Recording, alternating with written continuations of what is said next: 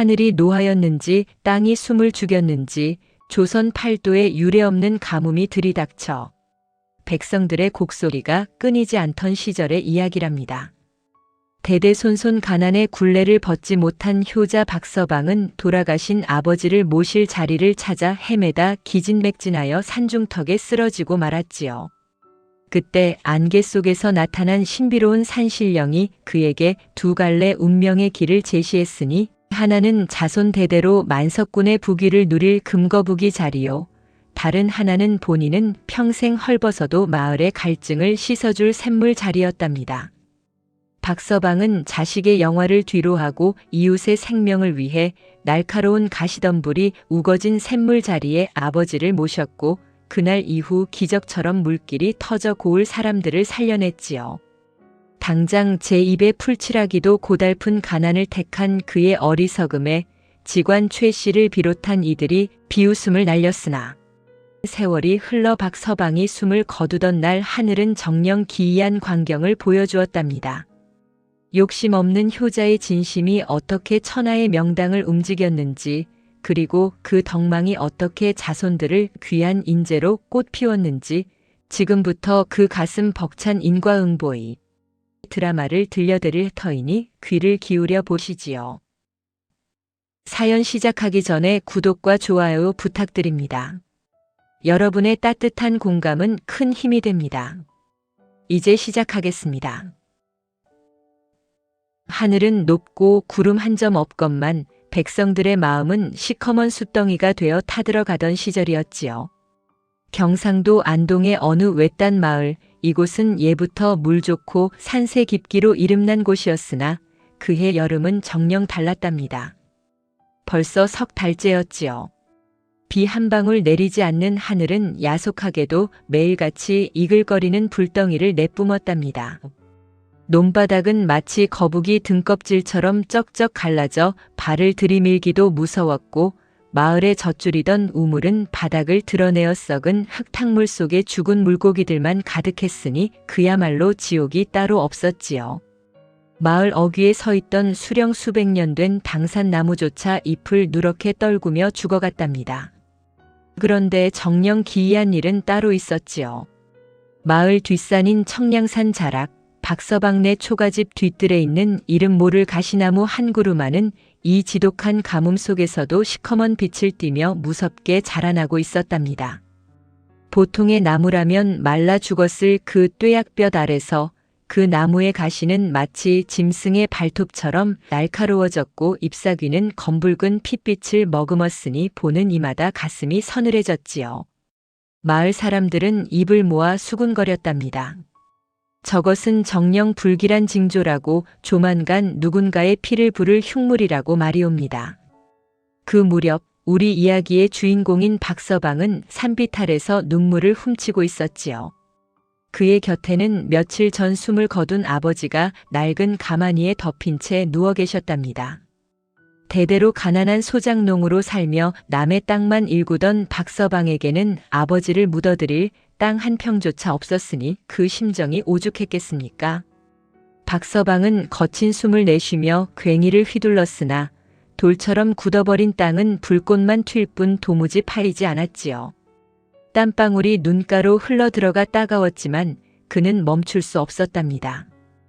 효심이 지극했던 그에게 아버지를 저 차가운 산길에 방치하는 것은 만번 죽어도 못할 짓이었으니까요. 손바닥은 이미 물집이 터져 진물이 흐르고 있었지만 박서방은 입술을 깨물며 다시 괭이를 치켜들었지요. 아버지, 이 못난 자식을 용서하십시오. 살아서도 고생만 하셨는데 돌아가셔서도 누울 자리 하나 마련해드리지 못하니 제 죄가 하늘에 닿겠습니다.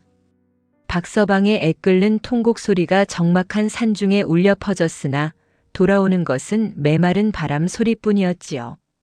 바로 그때였습니다.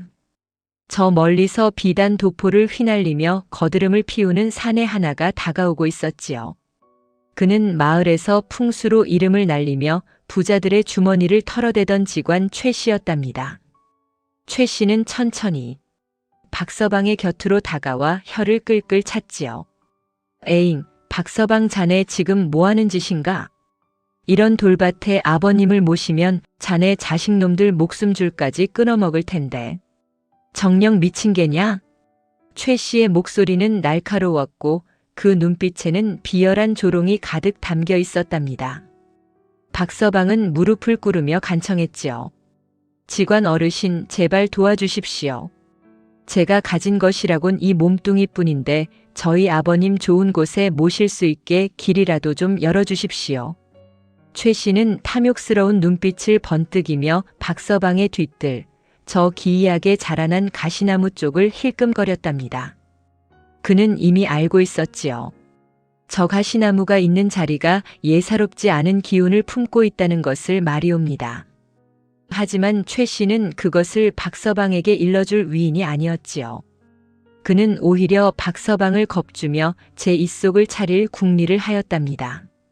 최 씨의 머릿속에는 오직 금거북이가 보물을 품고 있다는 금거북이 자리를 가로챌 생각뿐이었지요. 그 자리는 박서방네 조상 대대로 내려오던 버려진 밭되기 아래 숨겨져 있었거든요. 자네가 가진 그 묵은 밭 있지 않은가? 그걸 내게 넘기면 내가 천하의 명당을 하나 가르쳐 주지. 자손 대대로 정승 판서가 날 자리일세. 최 씨의 유혹에 박서방의 눈동자가 흔들렸으나 그는 차마 조상의 밭을 넘길 수 없었답니다. 햇살은 더욱 뜨거워지고 박서방의 손마디에서는 핏방울이 맺혀 흙바닥에 떨어졌답니다. 그 피가 땅에 닿는 순간 청량산 깊은 곳에서 정체 모를 짐승의 울음소리가 메아리 쳤으니 이는 정령 명당을 둘러싼 거대한 소용돌이의 시작이었지요. 밤이 깊어지자 마을의 공기는 더욱 차갑게 가라앉았답니다. 낮에 열기가 가시기도 전인데 박서방의 뒤뜰 가시나무 주변으로만 시퍼런 도깨비불 같은 것이 일렁였지요. 마을 사람들은 문을 걸어 잠그고 숨을 죽였으나 박서방만은 아버지의 시신 곁을 지키며 밤이슬을 맞았답니다. 가슴이 찢어지는 슬픔과 지독한 가난의 무게가 그를 짓눌렀으니 그의 어깨는 마치 무거운 짐을 진 듯 구부정했지요. 아버지, 부디 저를 용서하십시오. 못난 아들이 명당 하나 구하지 못해 당신을 이리 모시나이다. 그의 눈물이 마른 땅에 떨어져 흔적도 없이 사라지던 그때였습니다. 가시나무 뒤편에서 누군가 천천히 걸어 나오는 발소리가 들렸지요. 낙엽 밟는 소리조차 들리지 않는 마치 공중에 떠 있는 듯한 기이한 발소리였답니다. 박서방의 심장은 요동치기 시작했지요. 두 손이 사정없이 떨렸고 목구멍에서는 비명조차 나오지 않았답니다. 어둠 속에서 서서히 드러난 형체는 눈부시게 하얀 옷을 입은 노인이었으니 그의 수염은 은하수처럼 길게 내려와 있었지요. 노인은 아무 말 없이 박서방을 내려다보았고 그의 눈에는 서글픔과 장엄함이 동시에 서려 있었답니다. 그가 들고 있는 지팡이가 땅을 칠 때마다 죽어있던 대지 아래서 알 수 없는 진동이 느껴졌으니 박서방은 이것이 꿈인지 생시인지 분간할 수 없었지요. 마을에 닥친 재앙과 기이한 나무 그리고 그 앞에 나타난 신비로운 존재. 과연 박서방의 운명은 어디로 흘러갈 것인지 보는 이의 간담을 서늘하게 만드는 첫 번째 밤이 깊어가고 있었답니다. 박서방은 떨리는 목소리로 겨우 입을 뗐지요. 노인장께서는 뉘시옵니까? 이 깊은 밤에 어찌 이 누추한 곳까지 오셨나이까? 노인은 대답 대신 박서방의 피 묻은 손을 지그시 바라보았답니다. 그리고는 저 멀리 타들어가는 마을 우물 쪽을 한 번, 그리고 박서방이 파려다 만져가시나무 아래를 한 번 번갈아 가리켰지요. 내 손의 피가 이미 땅의 목마름을 깨웠구나. 선택은 내 몫이다. 제 자식의 배를 불릴 것이냐, 만인의 목을 축일 것이냐. 노인의 목소리는 마치 산 전체가 울리는 듯 웅장했으니 박서방은 그 자리에 엎드려 머리를 조아릴 뿐이었답니다. 이제 곧 박서방은 일생일대의 선택을 해야만 했지요. 직관 최 씨의 탐욕과 산신령의 시험, 그리고 굶주려 죽어가는 마을 사람들의 운명이 이 가난한 효자의 어깨 위에 놓여 있었답니다. 어둠 속에서 가시나무 잎사귀들이 바람도 없는데 파르르 떨리며 불길한 소리를 냈으니 그것은 마치 다가올 거대한 폭풍을 예고하는 전주곡과도 같았답니다. 칠흑 같은 어둠이 청량산 자락을 집어삼켰지만 박서방의 머릿속은 번개라도 친 듯 어지러웠답니다. 눈앞에 신령스러운 노인은 아무런 기척도 없이 서 있었고 그가 내뱉은 선택이라는 말은 박서방의 가슴에 비수처럼 꽂혔지요. 제 자식의 배를 불릴 금거북이 자리냐 아니면 만인의 목을 축일 샘물 자리냐는 질문은 가난에 찌든 효자에게 너무나도 가혹한 형벌과도 같았답니다. 노인의 형체가 안개 속으로 서서히 사라지자 박서방은 정신을 차리려 제 뺨을 세차게 내리쳤지요. 이것이 정녕 꿈이란 말이냐 아니면 아버님께서 저 불쌍한 아들을 굽어 살피어 길을 열어주신 것이냐? 박서방은 덜덜 떨리는 손으로 아버지를 덮은 가마니를 매만지며 밤새도록 울다 지쳐 잠이 들었답니다. 하지만 고요함도 잠시, 동이 트기도 전부터 마을은 다시금 소란스러워졌지요. 해귀가 채 닿기도 전인 새벽녘, 직관 최 씨가 하인 둘을 거느리고 다시 나타났답니다. 최 씨의 눈은 어제보다 더욱 탐욕스럽게 번뜩였고 그의 손에는 낡은 지형도가 들려 있었지요. 최 씨는 박서방이 파려다 만 구덩이를 발로 툭툭 치며 비아냥거렸답니다. 박서방, 밤새 고민 좀 해보았는가? 내가 말한 그 묵은 밭을 내게 넘기기만 하면 내 자네 아버님을 정승집 부럽지 않은 자리에 모셔다 줌세. 이 몹쓸 돌밭에서 고생하는 꼴을 보니 내 마음이 다 아파서 그러네. 최 씨의 목소리는 부드러웠으나 그 속에는 독사가 혀를 낼름거리는 듯한 흉계가 숨어 있었지요. 사실 최 씨는 박서방네 조상 대대로 내려온 그 밭이 금거북이의 배 부분에 해당하는 최고의 명당임을 진즉에 알아차렸답니다. 그곳에 제 조상을 모시면 자손 대대로 부귀영화를 누릴 것을 알았기에 가난한 박서방을 꼬드겨 헐값에 땅을 뺏으려 혈안이 되어 있었던 것이지요. 박서방은 최 씨의 제안을 듣고도 묵묵히 땅만 바라보았답니다. 어르신, 그 밭은 비록 거칠고 쓸모없으나 저희 조상님들의 땀이 서린 곳입니다. 어찌 자식된 도리로 함부로 넘길 수 있겠습니까? 박서방의 대답에 최 씨의 얼굴은 순식간에 험악해졌지요. 이 미련한 놈 보게나. 지금 자네 자식들이 굶어 죽게 생겼는데 조상의 땀이 무슨 소용이란 말이냐? 당장 물 한 모금이 없어 마을 사람들이 죽어나가는 게 보이지 않느냐? 최 씨가 큰 소리를 치자 소문을 듣고 몰려온 마을 사람들도 하나둘 박서방을 향해 원망 섞인 눈초리를 보내기 시작했답니다. 박서방, 최 직관 어른 말씀이 맞네. 자네가 욕심을 버려야 마을에 살 길이 열리지 않겠나. 사람들의 수군거림은 박서방의 가슴을 난도질했지요. 가난이 죄라면 죄였고 지키고자 하는 자의 고집은 남들에게는 그저 어리석은 아집으로만 보였던 것이랍니다. 그 무렵 마을 우물가에서는 기이한 광경이 펼쳐지고 있었지요. 바닥까지 말라붙어 먼지만 날리던 우물 정자 주변으로 뱀들이 떼를 지어 기어다니기 시작했답니다. 평소에는 보이지도 않던 시커먼 구렁이들이 우물 주위를 휘감으며 서글픈 소리로 울어대니 마을 부녀자들은 비명을 지르며 흩어졌지요. 이를 본 사람들은 박서방이 명당 자리를 고집하며 아버지를 제대로 모시지 않아 산신의 노여움을 샀다며 더욱 그를 압박했답니다. 박서방의 아들 만수는 아버지를 대신해 동네 사람들에게 머리를 조아리며 용서를 구했지요. 제발 저희 아버님을 몰아세우지 마십시오. 아버님은 오직 할아버님을 편히 모시고자 할 뿐입니다. 어린 아들의 호소에도 최 씨는 눈 하나 깜짝하지 않았답니다. 오히려 그는 마을 사람들을 선동하여 박서방의 집 뒤뜰에 있는 그 기이한 가시나무를 가리켰지요. 보시오. 저 나무가 시커멓게 자라는 것은 다 박서방이 흉당에 손을 대어 마을의 기운을 빨아먹고 있기 때문이요.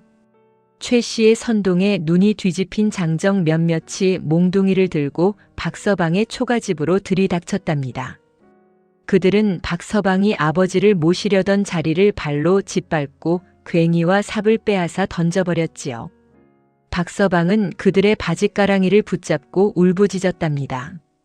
이러지 마십시오. 제발 저희 아버님 누울 자리만이라도 허락해 주십시오. 하지만 분노와 갈증에 눈이 먼 사람들에게 효자의 눈물은 보이지 않았지요. 상황이 험악해지자 박서방은 문득 어젯밤 산신령이 했던 말을 떠올렸답니다.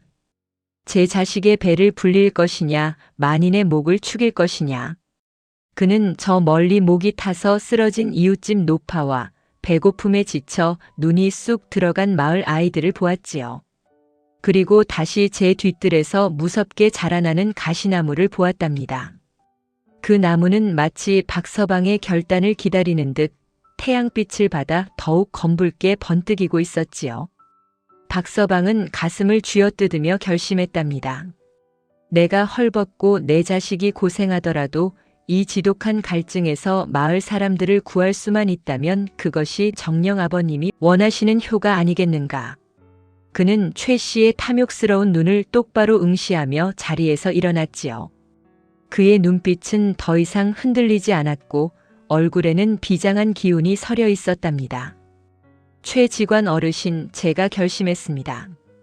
조상의 밭을 드릴 수는 없으나 제가 아버님을 모실 자리를 정했으니 더 이상 마을 사람들을 괴롭히지 마십시오. 박서방의 선언에 최 씨는 내심 쾌재를 불렀으나 겉으로는 짐짓 엄한 표정을 지었지요. 그래, 어디에 모시겠다는 게냐? 박서방은 떨리는 손가락으로 저 기이하고 날카로운 가시나무가 우거진 숲 한가운데를 가리켰답니다. 사람들은 모두 경악했지요. 그곳은 뱀과 독충이 끓고 날카로운 가시가 살점을 파고드는 험한 곳이었으니까요. 최 씨는 속으로 저 미친놈이 제 무덤을 파는구나라며 비웃었지만 박서방의 눈에는 이미 범접할 수 없는 깊은 뜻이 담겨 있었답니다. 구름 한 점 없는 하늘에서 갑자기 마른 번개가 한 번 번쩍였고 청량산의 공기는 더욱 무겁게 가라앉았지요. 이것이 정령 축복의 시작인지 아니면 더 큰 재앙의 전조인지 알 수 없는 채로 박서방의 본격적인 고행길이 시작되려 하고 있었답니다. 청량산의 깊은 골짜기는 밤이 깊을수록 더욱 기이한 기운에 휩싸였지요. 사방은 죽은 듯 고요했으나 박서방의 귓가에는 정체 모를 바람소리가 마치 누군가의 흐느낌처럼 들려왔답니다. 안개는 발목을 넘어 무릎까지 차올랐고 그 안개 사이로 비치는 달빛은 푸르스름한 칼날처럼 차갑게 대지를 비추고 있었지요. 박서방은 제 앞에 선 백발 노인의 형체를 바라보며 숨을 들이켰답니다. 노인의 눈동자는 마치 깊은 연못처럼 고요했으나 그 안에는 삼라만상의 이치가 다 담겨 있는 듯 보였지요. 노인은 지팡이를 들어 허공을 한번 휘둘렀답니다. 그러자 자욱했던 안개가 양옆으로 갈라지며 신비로운 두 줄기의 빛이 산등성이를 타고 흘러내렸지요. 하나는 황금빛으로 찬란하게 빛나는 길이었고 다른 하나는 칠흑 같은 어둠 속에서 날카로운 가시덤불이 엉겨붙은 험한 길이었답니다. 박서방은 그 기이한 광경에 넋을 잃고 말았지요. 노인은 인자하면서도 엄한 목소리로 침묵을 깨뜨렸답니다. 이보게 박서방, 자네의 효심이 하늘을 감복시켰으니 내 오늘 자네에게 조상을 모실 두 곳의 자리를 보여주겠네.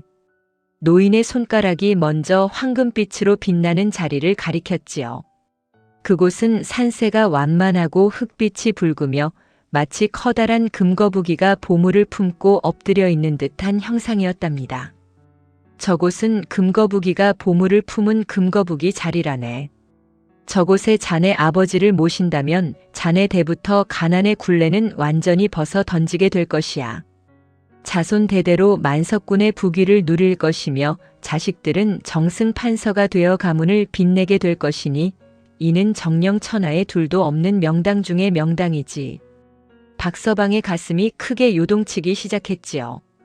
대대로 남의 땅을 빌려 붙이며 죽 한 그릇 마음 편히 먹지 못했던 세월이 주마등처럼 스쳐 지나갔답니다.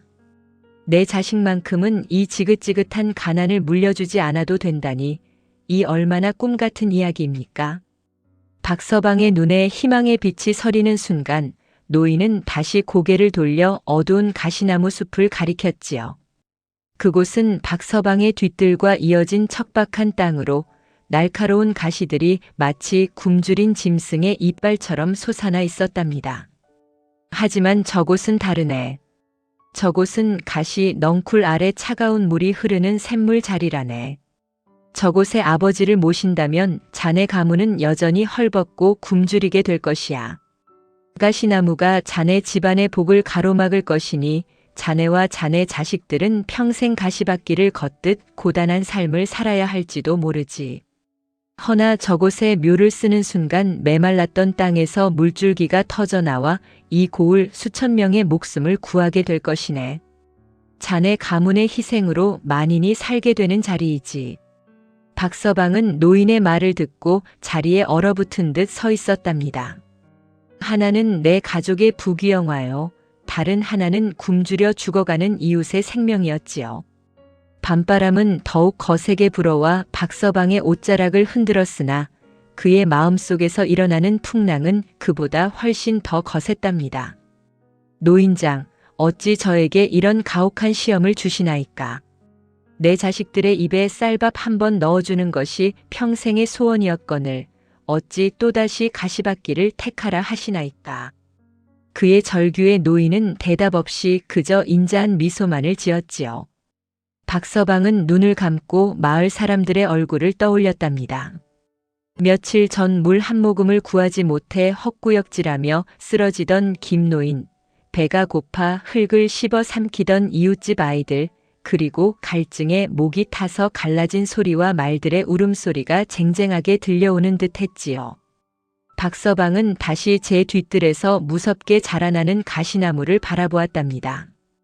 그것은 마치 고통받는 민초들의 뒤틀린 모습 같기도 했고 자신을 향해 뻗친 구원의 손길 같기도 했지요. 그때였습니다. 안개 너머에서 탐욕스러운 직관 최 씨의 환영이 보이는 듯 했답니다. 최 씨는 금거북이 자리를 탐내며 박서방의 밭을 뺏으려 혈안이 되어 있었지요. 박서방은 깨달았답니다. 만약 내가 나만의 욕심을 채우려 금거북이 자리를 택한다면 나는 저 최 씨와 무엇이 다르단 말인가. 아버님께서 평소에 말씀하셨지 않던가. 사람은 모름지기 남의 아픔을 제 아픔으로 여길 줄 알아야 한다고 말이옵니다. 박서방은 깊은 숨을 내뱉으며 떨리는 무릎을 세워 일어났지요. 그의 눈에는 눈물이 고여 있었으나 그 눈빛만은 새벽별처럼 맑게 빛나고 있었답니다. 저는 결정했습니다. 저희 아버님은 평생 남을 돕고 사셨던 분입니다. 만약 아버님이 살아계셨다면 틀림없이 저와 같은 선택을 하셨을 것입니다. 제 자식들의 배는 비록 고플지언정 마을 사람들의 목이라도 축일 수 있다면 그것이 정녕 아버님을 기쁘게 해드리는 길일 것입니다. 박서방의 말에 노인의 얼굴에 환한 빛이 서렸지요. 노인은 지팡이로 땅을 힘차게 3번 내리쳤답니다. 그러자 청량산 전체가 흔들리는 듯한 장엄한 소리가 울려 퍼졌고 안개가 걷히며 새벽 하늘에 오색구름이 일렁였지요. 좋은 선택이다, 박서방. 내 마음속에 심은 덕이 훗날 어떤 꽃을 피울지 하늘이 지켜볼 것이야. 기억하거라, 가시나무는 너의 살점을 찌를 것이나 그 상처에서 흐른 피가 땅을 적셔 생명을 싹 틔울 것이다. 말을 마친 노인은 연기처럼 사라졌고 박서방의 눈앞에는 다시 차가운 어둠만이 남았지요. 하지만 박서방의 마음속에는 이제껏 느껴보지 못한 뜨거운 기운이 소용돌이치고 있었답니다. 그는 아버지를 향해 절을 올린 뒤 괭이를 들고 저 날카로운 가시나무 숲을 향해 한 발 한 발 내디뎠지요. 발바닥이 가시에 찔리고 살점이 찢겨 나갔으나 그는 멈추지 않았답니다.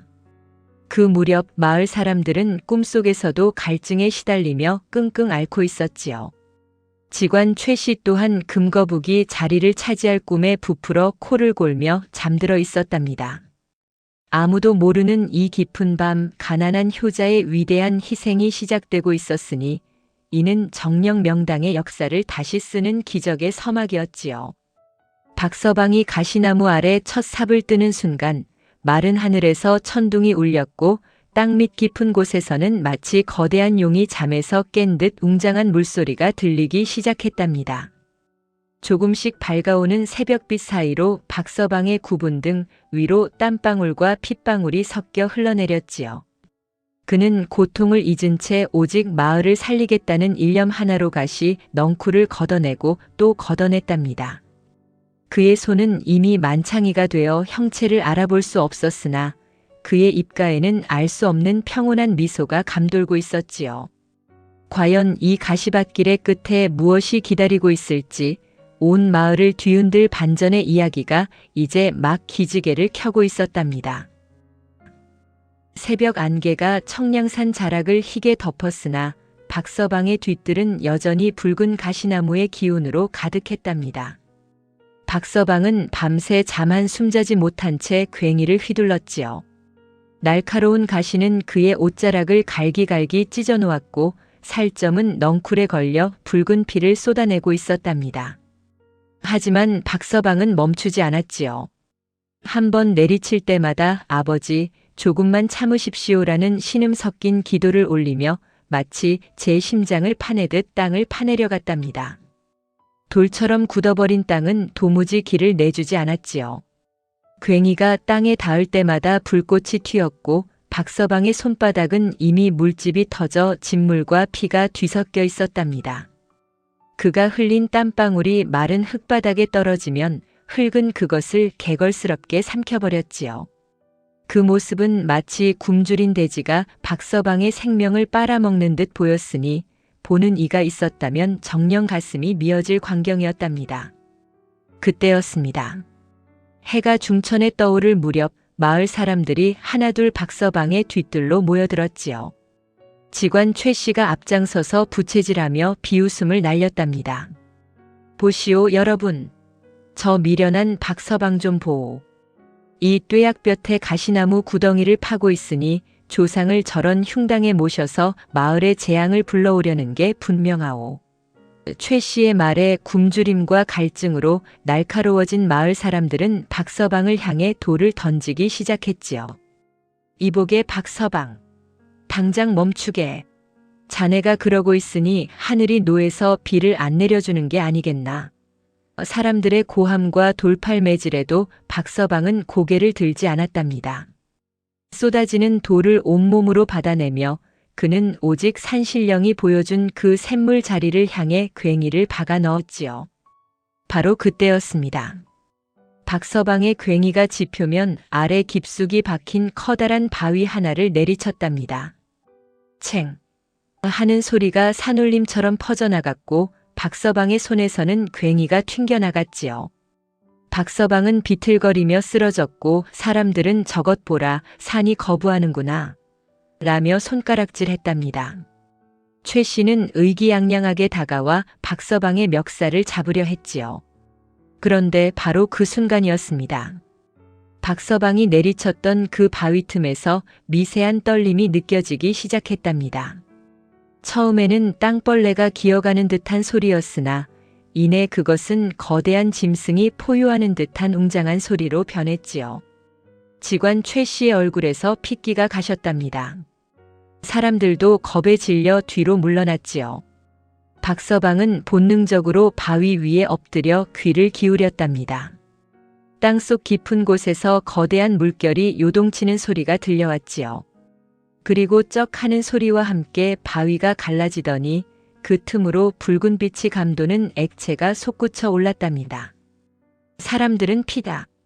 땅에서 피가 솟는다. 라며 비명을 질렀지요. 하지만 그것은 피가 아니었답니다. 박서방의 피 묻은 손에서 흘러들어간 정성과 땅속 깊은 곳의 철분을 머금은 생명수가 섞여 나온 것이었지요. 붉은 액체는 이내 투명하고 맑은 물줄기로 변하더니 박서방의 키보다 높게 솟구쳐 올랐답니다. 쏴 하는 소리와 함께 쏟아지는 물줄기는 메말랐던 뒤뜰을 순식간에 적셨고 날카로웠던 가시나무들이 물을 머금자 신기하게도 부드럽게 고개를 숙였지요. 마을 사람들은 넋을 잃고 그 광경을 바라보았답니다. 물이다. 정녕 물이 터졌다. 누군가 소리치자 사람들은 미친 듯이 달려들어 솟구치는 물을 받아 마셨지요. 석 달 열흘 만에 맛보는 맑은 물은 꿀보다 달콤했으니 사람들은 울음을 터뜨리며 박서방 앞에 무릎을 꿇었답니다. 하지만 여기서 정녕 기이한 반전이 일어났지요. 마을 사람들의 논과 밭으로 흘러들어가는 물길은 시내처럼 당당했으나 정작 박서방의 유일한 밭으로 가는 물길만은 커다란 바위에 막혀 흐르지 않았던 것이옵니다. 최 씨는 이를 보고 다시 사악한 미소를 지었지요. 보시오. 하늘이 물은 주셨으나 박서방 자네 가문의 복은 허락하지 않으신 게야. 물은 마을로 흐르나 자네 땅은 여전히 가물지 않았나. 과연 그랬답니다. 마을 전체가 축제 분위기에 젖어갈 때 박서방의 집안은 여전히 굶주림을 면치 못할 운명에 처한 것이지요. 이것이 바로 산신령이 말했던 본인은 평생 헐벗어도 만인을 살리는 길의 실체였던 것이옵니다. 박서방은 땀과 물로 범벅이 된 얼굴로 하늘을 보며 미소 지었답니다. 제 밭이 마르면 어떠하며 제 배가 고프면 어떠하겠습니까? 이웃들이 살았고 아버님을 모실 자리가 이리도 맑은 물을 품고 있으니 그것으로 좋겠지요. 그는 다시 삽을 들어 아버지를 모실 구덩이를 물가 옆에 조심스레 파기 시작했답니다. 물줄기는 더욱 거세졌고 마을 우물은 다시 차올랐으며 죽어가던 당산나무에서도 연초록 새순이 돋아나기 시작했지요. 직관 최 씨는 배가 아파 견딜 수 없었답니다. 그는 이 물줄기가 언젠가 박서방에게 더 큰 복을 가져다 줄까 두려워 또 다른 음모를 꾸미기 시작했지요. 두고 보라지. 이 물이 언제 독으로 변할지 누가 알겠느냐. 최 씨의 중얼거림은 거센 물소리에 묻혔으나 그것은 다가올 더 큰 시련의 씨앗이 되었답니다. 박서방의 숭고한 희생으로 마을은 살아났으나 정작 효자 박서방의 앞날에는 여전히 가시 넝쿨보다 험난한 고행이 기다리고 있었으니 정녕 하늘의 뜻은 알다가도 모를 일이었답니다. 이제 마을은 풍요의 기운을 되찾기 시작했으나 박서방의 집안은 더욱 가파른 가난의 길로 접어들게 되었지요. 하지만 박서방의 가슴 속에는 그 어떤 부자도 가져보지 못한 평온함이 자리 잡았답니다. 그날 밤 박서방은 아버지를 맑은 물소리가 들리는 가시나무 옆 샘물 자리에 고이 모셨지요.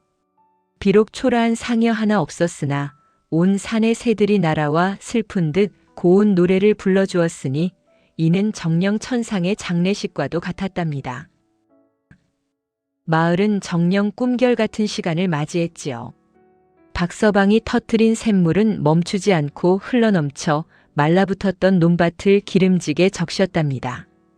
집집마다 곳간에는 곡식이 쌓여갔고 가뭄의 기력을 잃었던 노인들도 다시 웃음을 되찾았지요. 하지만 정작 그 물줄기를 터뜨린 박서방의 집만은 세상에서 가장 외딴 섬처럼 적막하고 가난했답니다.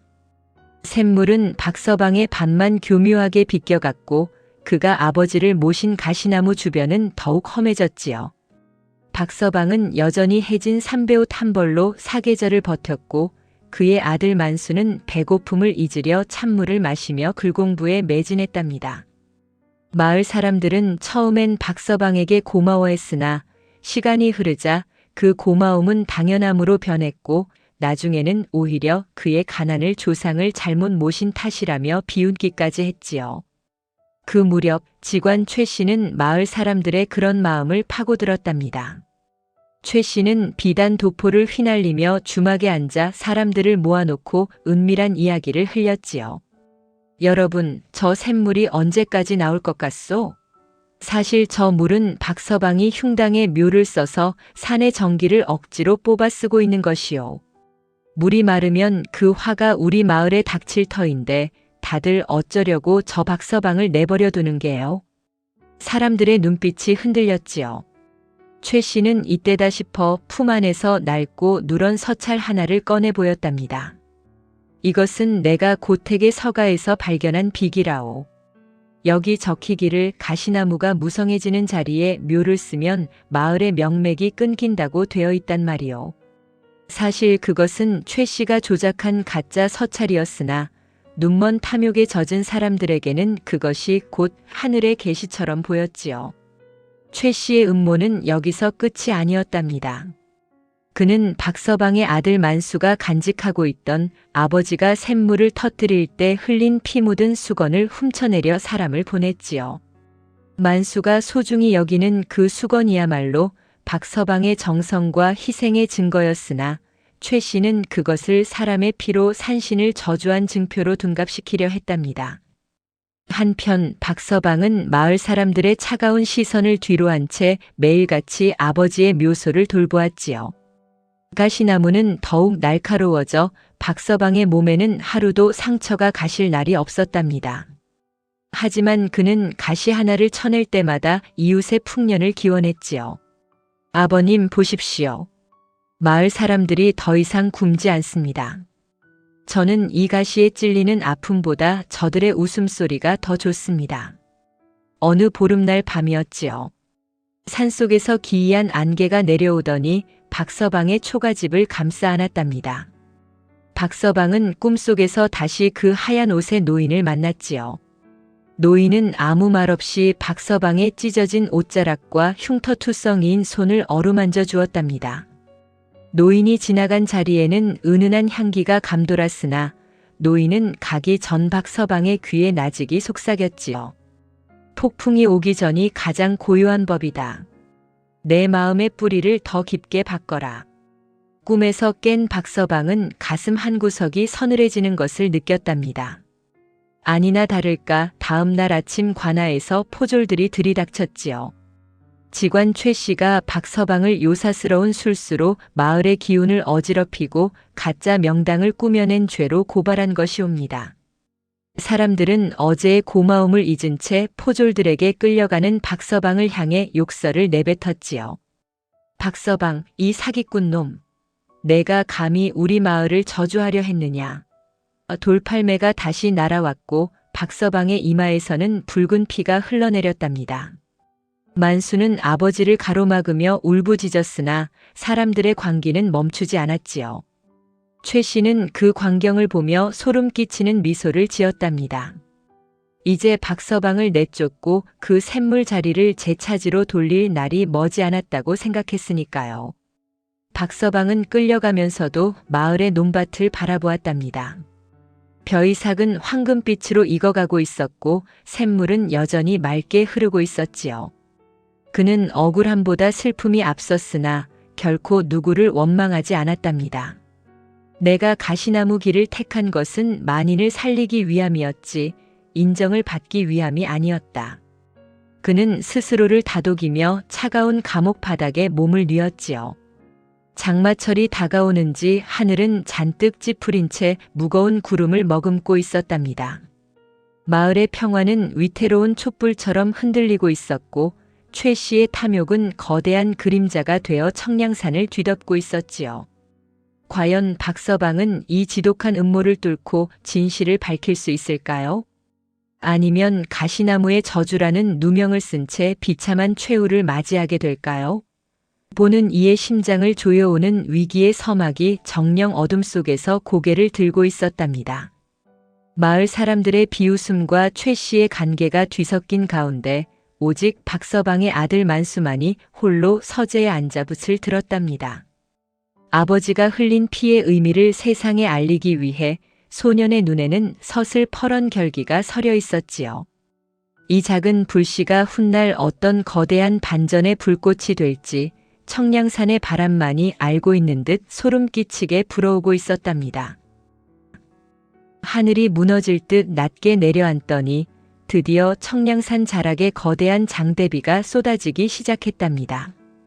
처음에는 대지를 적시는 단비인 줄 알았으나 사흘 밤낮을 쉬지 않고 퍼붓는 기세는 가뭄보다 더한 재앙의 시작이었지요. 마을 사람들은 공포에 떨며 문을 걸어 잠갔고 박서방이 갇힌 차가운 옥사에도 빗물이 들이닥쳐 발목까지 차올랐답니다. 직관 최 씨는 이 혼란을 틈타 옥사 앞에 모인 마을 사람들을 다시 선동하기 시작했지요. 여러분 보시오. 내 뭐라 했소. 박서방 저놈이 흉당에 묘를 써서 산신의 노여움을 샀고 이제는 마을 전체를 물에 잠기게 하려 하고 있어. 최 씨의 목소리는 빗소리를 뚫고 날카롭게 울려 퍼졌고 재산과 목숨을 잃을까 두려워진 사람들의 눈에는 광기가 서리기 시작했답니다. 옥사 안에서 박서방은 덜덜 떨리는 몸을 가누며 오직 아버님의 묘소와 마을의 안녕만을 빌었지요. 아버님, 제가 부족하여 아버님을 모신 자리가 비난을 받고 있습니다. 부디 이 마을을 굽어 살펴 주옵소서. 박서방의 기도는 빗줄기에 씻겨 내려갔고 성난 장정들은 사또를 압박하여 박서방을 옥사 밖으로 끌어냈답니다. 비바람에 젖은 박서방의 몰골은 차마 눈뜨고 볼 수 없을 만큼 비참했지요. 최 씨는 사또 옆에서 사악한 미소를 지으며 판결을 종용했답니다.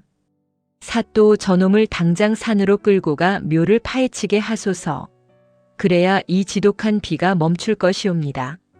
사또 또한 민심을 다독여야 했기에 결국 박서방을 앞세워 청량산 아버님의 묘소로 향하게 하였지요.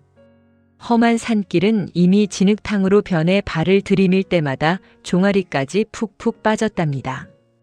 박서방은 포승줄에 묶인 채 비틀거리며 산을 올랐고 그 뒤를 괭이와 삽을 든 마을 사람들이 살기등등하게 뒤따랐지요.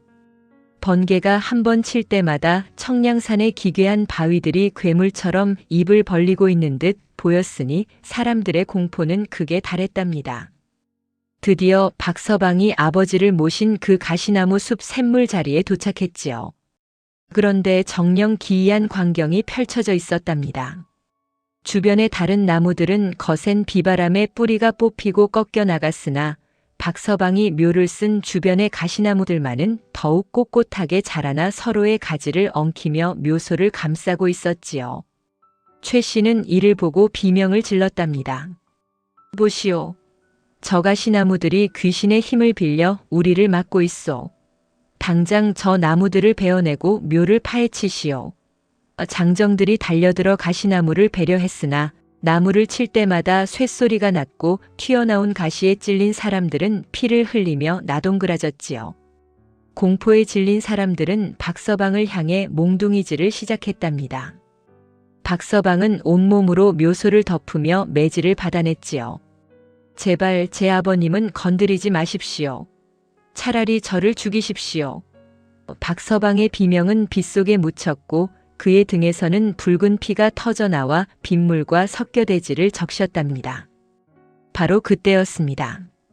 산 정상 쪽에서 쿠르릉 하는 거대한 진동이 들려오기 시작했지요. 그것은 단순한 천둥 소리가 아니었답니다. 사흘간 내린 비로 인해 산 꼭대기에 흙더미가 무너져 내리는 산사태의 전조였지요.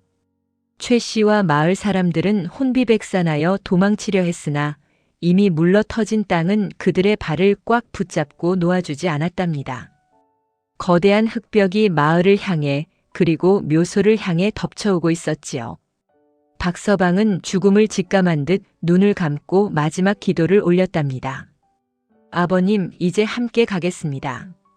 그런데 정녕 기적 같은 일이 일어났으니 묘소를 감싸고 있던 그 날카로운 가시나무들이 갑자기 거대한 방벽처럼 뒤엉키며 쏟아져 내리는 흙더미를 정면으로 막아낸 것이 아니겠습니까? 엄청난 양의 토사가 가시나무 방벽에 막혀 양옆으로 갈라졌고 묘소와 그 아래에 모여있던 사람들은 극적으로 목숨을 구하게 되었답니다. 하지만 가시나무들은 흙더미의 무게를 이기지 못해 박서방의 몸 위로 으스러지듯 덮쳐왔지요. 박서방은 가시에 온몸이 찔린 채 흙더미 속에 파묻히고 말았답니다. 비명과 물소리가 가득했던 산중에 일순간 정막이 감돌았지요. 살아남은 사람들은 넋이 나간 채 묘소 앞을 바라보았답니다. 직관 최 씨 또한 흙탕물에 범벅이 된 채 떨고 있었고 흙더미 속에서 박서방의 피 묻은 손 하나가 힘없이 삐져나와 있었지요. 그것은 마을을 위해 제 몸을 던진 한 효자의 마지막 외침과도 같았답니다. 사람들은 그제야 자신들이 무슨 짓을 저질렀는지 깨닫기 시작했지요. 자신들을 살린 것은 최 씨의 풍수가 아니라 박서방의 피와 눈물이었다는 사실을 말이옵니다. 빗줄기는 점차 가늘어지기 시작했고 구름 사이로 희미한 달빛이 새어나와 흙더미에 묻힌 박서방의 손을 비추었으니 그 광경은 정녕 보는 이의 심장을 도려내는 듯 아프고도 장엄했답니다. 청량산을 휘감던 사나운 빗줄기가 기적처럼 잦아들었으나 산중에는 무거운 정적만이 감돌았지요. 거대한 흙더미가 가시나무 방벽에 막혀 멈춘 그 자리에서 마을 사람들은 넋이 나간 채 서로의 얼굴만 바라보았답니다. 죽음의 문턱에서 살아 돌아온 이들의 몸은 사시나무 떨듯 떨리고 있었고 그들의 시선은 자연히 흙더미 속에 파묻힌 박서방의 피 묻은 손으로 향했지요. 이게 정녕 무슨 일이란 말인가? 우리가 무슨 짓을 저지른 게야? 누군가 나직이 내뱉은 한마디에 정적은 깨졌고 이내 산중은 통곡 소리로 가득 찼답니다. 사람들은 삽과 괭이를 집어 던지고 맨손으로 흙더미를 파헤치기 시작했지요. 박서방, 박서방 정신 차리게. 우리가 잘못했네. 손톱이 깨지고 손가락에서 피가 나도 사람들은 멈추지 않았답니다. 자신들을 살린 이가 누구인지, 누가 정녕 이 마을의 수호신이었는지 이제야 깨달았기 때문이지요. 직관 최 씨는 혼비백산하여 산 아래로 도망치려 했으나 진흙탕에 발이 묶여 허우적거리고 있었답니다. 그의 눈에는 여전히 탐욕과 공포가 뒤섞여 있었고 혹여나 박서방이 살아 돌아와 자신의 모든 악행을 폭로할까 두려워 안절부절 못했지요. 바로 그때였습니다. 흙더미를 파헤치던 마을 장정들의 손에 박서방의 차가운 몸이 만져졌답니다. 사람들은 조심스레 박서방을 끌어냈지요.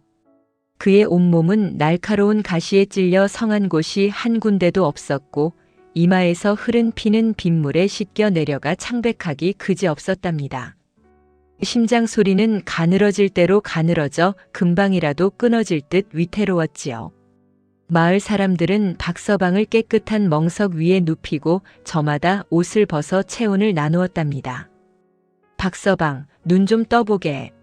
자네 아들 만수가 저 밑에서 기다리고 있지 않은가. 사람들의 울부짖음에도 박서방은 대답이 없었지요. 그런데 그 순간 묘소를 감싸고 있던 가시나무 가지 하나가 박서방의 입술 위로 툭 꺾여 내려왔답니다. 가지 끝에서는 맑은 이슬 한 방울이 맺히더니 박서방의 입속으로 굴러들어갔지요. 그것은 산신령이 내린 마지막 은총이자 박서방의 희생에 대한 땅의 대답이었답니다. 기적처럼 박서방의 가슴이 크게 들썩였고 그가 나직이 신음하며 눈을 떴지요. 아버님, 아버님은 무사하신가요?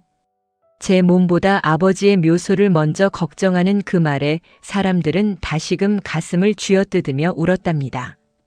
박서방은 희미한 정신 속에서도 최 씨를 원망하지 않았고 오히려 살아남은 마을 사람들을 보며 안도의 미소를 지었지요. 그 무렵 산 아래로 도망치려던 최 씨의 발밑에서 기이한 일이 일어났답니다. 최 씨가 박서방을 모함하기 위해 묘소 근처에 묻어두었던 조작된 서찰과 저주의 부적들이 산사태에 씻겨 내려가 사람들의 발치에 걸린 것이지요. 마을 사람 중 그를 아는 훈장이 그것을 집어들고는 소리쳤답니다. 이럴 수가. 이것은 최 직관의 필체가 아니더냐. 박서방을 모함하려 이 추악한 짓을 꾸민 것이 바로 이놈이었단 말인가. 진실이 백일하에 드러나자 마을 사람들의 분노는 최 씨를 향했답니다. 최 씨는 무릎을 꿇고 살려달라 빌었으나 이미 늦었지요. 사람들은 최 씨를 포박하여 관하로 압송하려 했고 그 와중에도 최 씨는 내가 무슨 잘못이냐 명당을 탐한 게 죄란 말이냐 라며 끝까지 뉘우치지 않았답니다. 탐욕의 눈이 먼 악인의 마지막 발악은 거친 빗소리에 묻혀 초라하기 짝이 없었지요. 박서방은 사람들의 부축을 받으며 천천히 일어났답니다. 비록 몸은 만신창이었으나 그의 눈빛만은 청량산의 전기를 머금은 듯 형형하게 빛나고 있었지요.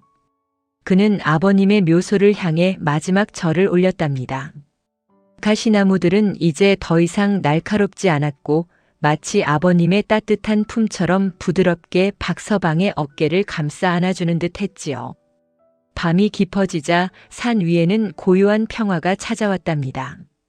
빗줄기는 완전히 멎었고 구름 사이로 드러난 보름달은 박서방이 지켜낸 묘소와 마을을 은은하게 비추고 있었지요. 사람들은 박서방을 상여에 태우듯 정성스럽게 받들어 산 아래로 모셨답니다. 이는 한 효자에 대한 존경이자 자신들의 어리석음을 씻어내기 위한 참회의 행렬이었지요. 마을에 도착하자 아들 만수가 아버지를 맞이하며 오열했답니다. 박서방은 아들의 손을 꼭 잡으며 말했지요. 만수야, 봐라. 아버님이 우리를 지켜주셨고 마을 사람들이 이제 마음의 문을 열었단다. 이것이 정녕 우리가 찾던 명당의 결실이 아니겠느냐. 박서방의 목소리는 작았으나 그 울림은 마을 전체에 퍼져나갔답니다. 직관 최 씨의 몰락과 박서방의 생존, 그리고 진실의 승리. 이 모든 과정은 마치 한 편의 장엄한 드라마처럼 마을 역사의 한 페이지를 장식하게 되었지요. 하지만 이야기는 여기서 끝이 아니었답니다. 박서방이 선택한 그 가시나무 길 끝에 하늘이 예비해둔 진짜 보답이 기다리고 있었으니 이는 마을 사람 그 누구도 예상치 못한 거대한 반전이었지요. 청량산의 바람은 이제 시원한 향기를 머금고 불어왔고 마을 사람들은 박서방의 집으로 저마다 곡식과 옷가지를 들고 모여들었답니다. 가난했던 박서방의 초가집이 사람들의 온기로 채워지기 시작한 것이지요. 진정한 명당은 땅 아래 묻힌 흙이 아니라 사람들의 마음속에 흐르는 덕의 물줄기라는 사실을 안동 고을 사람들은 평생 잊지 못할 교훈으로 가슴에 새기게 되었답니다. 비구름이 완전히 거친 청량산의 밤은 정령 선계와 같았답니다. 하늘에는 씻어낸 듯 맑은 보름달이 떠올라 산사태가 휩쓸고 간 상처투성이 대지를 은빛 비단으로 덮어주고 있었지요. 박서방은 마을 사람들의 정성 어린 간호 속에 기운을 차렸으나 그의 눈길은 여전히 산꼭대기 아버님의 묘소를 향하고 있었답니다. 사람들은 박서방의 깊은 뜻을 이제야 깨닫고 저마다 횃불을 높이 들고 다시 산을 오르기 시작했지요. 이는 누군가를 해치기 위함이 아니라 자신들이 짓밟았던 효심을 다시 일으켜 세우기 위한 거룩한 행진이었답니다. 박서방을 태운 들것이 산등성이에 다다랐을 때 정녕 믿기지 않는 광경이 사람들의 눈앞에 펼쳐졌지요. 아버님의 묘소를 감싸 안았던 그 험상궂고 날카롭던 가시나무들이 달빛 아래서 일제히 하얀 꽃망울을 터뜨리고 있었던 것이옵니다. 평소에는 보지도 못한 기이하고 고운 꽃들이었지요. 가시 넝쿨마다 촘촘히 맺힌 꽃송이들은 은은한 향기를 내뿜으며 밤 공기를 가득 채웠고 그 향기는 마치 돌아가신 아버님의 따뜻한 품 안처럼 포근하고도 장엄했답니다. 사람들은 그 자리에 엎드려 머리를 조아렸지요. 아, 정녕 하늘이 감복하셨구나. 흉물인 줄만 알았던 가시나무가 효자의 피를 먹고 영광의 꽃을 피웠도다. 마을 훈장이 감격에 겨워 음조리자 사람들은 너나 할 것 없이 눈물을 훔쳤답니다. 박서방은 떨리는 손으로 가시나무에 핀 하얀 꽃잎 하나를 어루만졌지요. 날카롭던 가시는 이제 신기하게도 부드러운 솜털처럼 변해 있었고 그 밑으로 흐르는 샘물은 달빛을 바다구석처럼 반짝이며 마을을 향해 당당하게 흘러내려가고 있었답니다. 박서방은 나직이 속삭였지요. 아버님 보십시오. 아버님이 계신 자리가 이리도 아름답게 피어났습니다. 저는 이제 가난해도 좋고 평생 헐벗어도 여한이 없습니다. 이 물이 우리 마을을 살리고 이 꽃이 사람들의 마음을 씻어주니 이것이 정녕 제가 찾던 최고의 명당이 아니겠습니까? 그의 목소리는 작았으나 청량산 골짜기를 따라 메아리치며 모든 이의 가슴에 깊은 울림을 남겼답니다. 사람들은 박서방의 손을 잡으며 다시 한번 용서를 구했지요. 박서방, 아니 박효자. 우리가 눈이 멀어 자네의 진심을 몰라봤네. 정녕 미안하네, 정녕 고맙네. 이때 마을에서 가장 나이 많은 노인이 지팡이를 짚고 앞으로 걸어 나왔답니다. 노인은 꽃이 만발한 묘소를 한참이나 바라보더니 사람들을 향해 엄숙하게 입을 열었지요. 여러분 보시오. 명당이란 정령 땅속에 숨겨진 보물이 아니라 이토록 숭고한 희생과 덕망이 쌓여 만들어지는 것이었소. 직관 최 씨가 말한 금거북이 자리는 탐욕의 무덤이었으나 박 효자가 택한 이 가시나무 길은 만인을 살리는 생명의 문이었소. 우리는 오늘 정녕 큰 가르침을 얻었구려. 노인의 말에 사람들은 숙연해졌고 산중에는 오직 맑은 샘물 소리와 꽃향기만이 가득했답니다. 박서방의 아들 만수는 아버지의 곁을 지키며 그 광경을 가슴 깊이 새겼지요. 아버지가 가시나무에 찔리며 흘렸던 그 붉은 피가 어떻게 하얀 꽃으로 승화되었는지, 아버지가 감내했던 그 지독한 고독이 어떻게 마을의 축복으로 돌아왔는지 소녀는 똑똑히 보았답니다. 만수는 결심했지요. 나 또한 아버지처럼 제 몸을 태워 세상을 밝히는 등불이 되리라. 땅의 기운을 탐내는 자가 아니라 땅의 덕을 일구는 사람이 되리라. 소년의 눈빛은 밤하늘의 북극성보다도 더 뚜렷하게 빛나고 있었지요. 밤이 깊어질수록 가시나무 꽃의 향기는 더욱 짙어졌고 신기하게도 그 향기가 닿는 곳마다 산사태로 무너졌던 대지가 생기를 되찾기 시작했답니다. 꺾였던 나무들이 다시 일어서고 흙탕물로 변했던 개울물이 다시 투명해졌으니 이는 정령 산신령이 박서방의 선택에 내린 최고의 보답이었지요.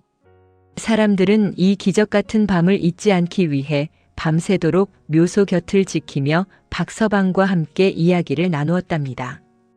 그동안의 오해와 갈등은 달빛 아래 깨끗이 씻겨 내려갔고 마을은 비로소 진정한 하나가 되었지요.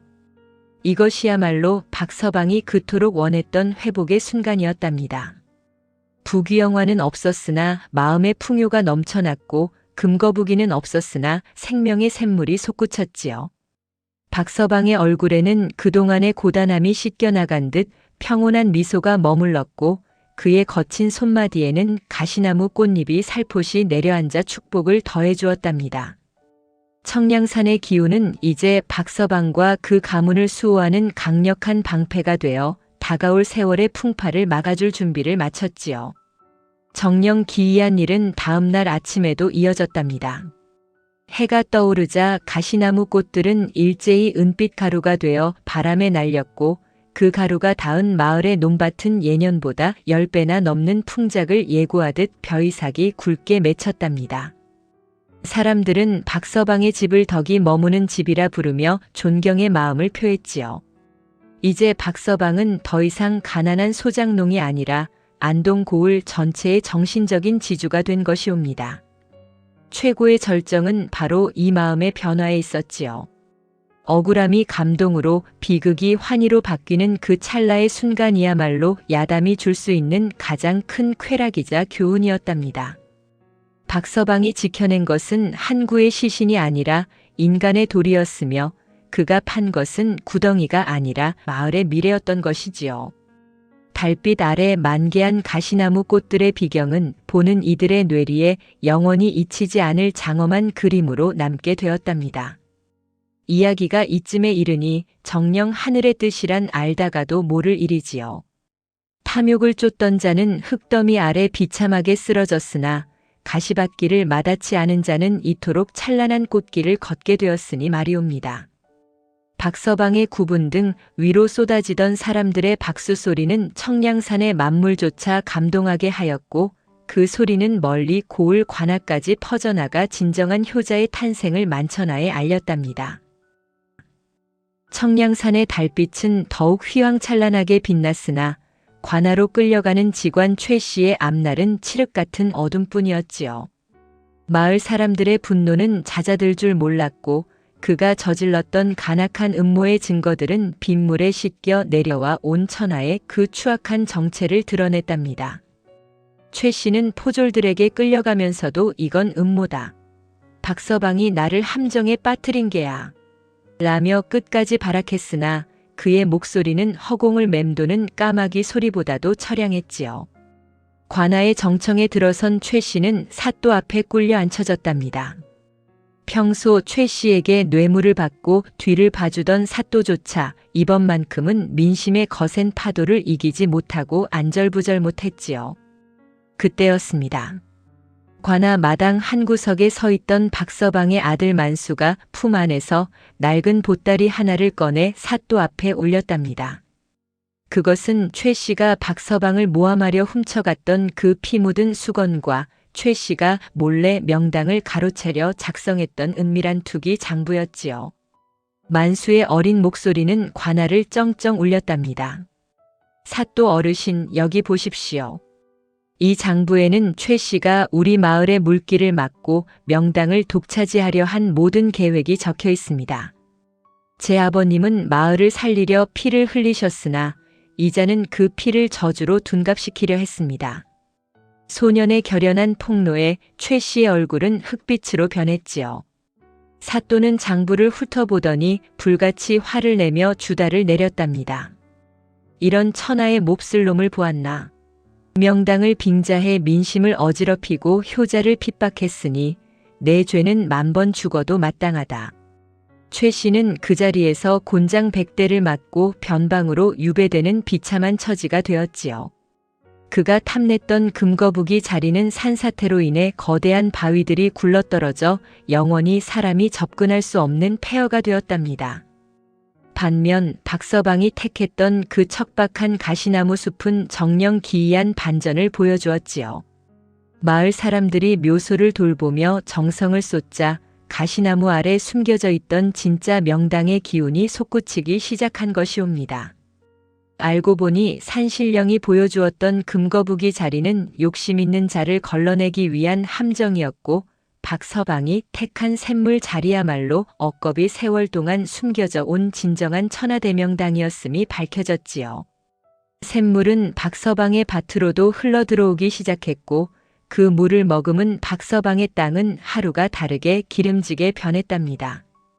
박서방은 부자가 되려 하지 않았으나 하늘은 그에게 만석군 부럽지 않은 풍요를 내려주기 시작한 것이지요. 사람들은 저마다 곡식과 비단을 들고 와 박서방의 마당을 가득 채웠지요. 하지만 박서방은 그 재물을 홀로 탐하지 않았답니다. 이것은 하늘이 우리 마을에 주신 복입니다. 다 함께 나눕시다. 박서방의 넉넉한 인심에 마을 사람들은 다시 한번 고개를 숙였고 안동 고을에는 이보다 더한 평화가 없었답니다. 더욱 놀라운 일은 박서방의 아들 만수에게 일어났지요. 아버지가 가시나무에 찔려가며 마을을 살리는 광경을 보았던 만수는 그날 이후 밤낮을 잊고 학문에 매진했답니다. 아버지가 일구어낸 그 명당의 정기를 받고 자란 덕분인지 만수의 지혜는 고을 전체에 소문이 자자했지요. 몇 년 뒤 만수는 과거 시험에 장원급제하여 어사화를 머리에 꽂고 당당히 고향으로 돌아오게 되었답니다. 마을 사람들은 만수를 보며 환호했지요. 보시오. 박효자의 덕이 자식에게 전해져 저토록 귀한 인재가 되었소. 명당은 땅에 있는 것이 아니라 사람의 행실에 있다는 말이 정녕 틀리지 않았구려. 사람들은 박서방의 아버님 묘소를 덕성묘라 부르며 해마다 제사를 올렸답니다. 가시나무 꽃향기는 여전히 마을을 감싸고 있었고 샘물은 가뭄에도 마르지 않고 콸콸 쏟아져 나와 마을의 젖줄이 되었지요.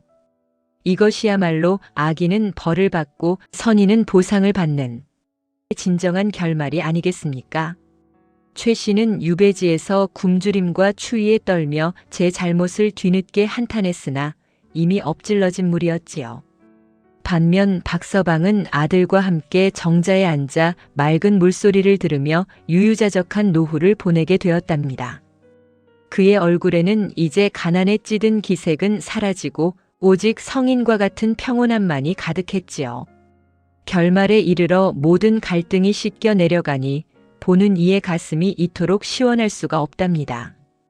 가시나무 길을 선택했던 박서방의 그 한 걸음이 결국 마을 전체를 살리고 제 가문까지 일으켜 세우는 거대한 물줄기가 되었으니 말이옵니다. 안동 고을의 이 기이하고도 감동적인 이야기는 이제 전설이 되어온 팔도로 퍼져나갈 준비를 마쳤지요. 하늘은 스스로 돕는 자를 돕는다는 말처럼 박서방의 희생은 정녕 헛되지 않았답니다. 가시나무에 찔렸던 흉터는 이제 영광의 훈장이 되었고 흘렸던 피는 생명의 물이 되었지요. 이야기는 이제 마지막 여운을 향해 달려가고 있답니다. 진정한 명당의 의미를 다시금 새기게 하는 이 장엄한 인과응보의 기록은 후세 사람들에게 영원히 잊히지 않을 귀감이 될 것이옵니다. 세월은 유수와 같이 흘러 청량산의 가시나무 숲은 이제 안동 고을의 성지가 되었답니다. 박서방은 아들 만수가 지어준 정자에 앉아 평생을 지켜온 그 맑은 샘물 소리를 들으며 평온하게 여생을 보냈지요. 신기하게도 박서방이 늙어갈수록 그의 집 뒤뜰에 있던 가시나무들은 날카로운 가시를 완전히 벗어 던지고 사계절 내내 은은한 향기를 내뿜는 상서로운 나무로 변해갔답니다. 장원 급제하여 고을 수령이 된 아들 만수는 아버지의 가르침을 이어받아 단 한 명의 백성도 굶주리지 않게 고을을 다스렸지요. 사람들은 만수를 보며 명당의 기운이 자손에게 전해진 것이 아니라 아버지가 보여준 덕의 씨앗이 아들의 마음속에서 꽃을 피운 것이다라며 칭송을 아끼지 않았답니다. 가난의 굴레를 스스로 선택했던 박서방의 결단이 결국은 그 어떤 금거북이 자리보다도 찬란한 가문의 영광을 일구어낸 것이지요. 박서방이 세상을 떠나던 날 마을 사람들은 누가 먼저라 할 것도 없이 하얀 소복을 입고 모여들어 그를 배웅했답니다. 그의 묘소는 아버님이 누워 계신 그 샘물 자리 옆에 소박하게 마련되었으나 그곳은 세상 그 어떤 왕릉보다도 장엄하고 따뜻한 기운으로 가득했지요. 직관 최 씨가 탐냈던 그 삿된 욕망의 땅은 흔적도 없이 사라졌으나 박서방이 남긴 덕망의 자취는 흐르는 샘물처럼 멈추지 않고 후세로 이어졌답니다. 사람들은 깨달았지요. 정녕 명당이란 땅 아래 숨겨진 흙의 기운이 아니라 사람의 마음속에 심은 인과 의의 뿌리라는 사실을 말이옵니다. 자신의 안위보다 이웃의 생명을 먼저 생각했던 한 효자의 숭고한 정신이 메마른 대지를 살리고 비틀린 인간의 본성을 씻어내었으니 이것이야말로 진정한 하늘의 뜻이 아니겠습니까? 오늘날에도 청량산 자락의 그 샘물은 여전히 맑게 흐르며 우리에게 나직이 속삭이고 있답니다. 욕심을 비우고 덕을 채우는 자만이 진정한 복을 누릴 수 있다는 그 평범하고도 위대한 진리를 말이옵니다. 그리하여 이 이야기는 입에서 입으로 전해져 오늘날까지 이르게 되었답니다. 여러분의 시청과 공감에 감사드립니다. 앞으로 더 좋은 콘텐츠를 만드는데 노력하겠습니다. 다음 이야기도 기대해 주세요.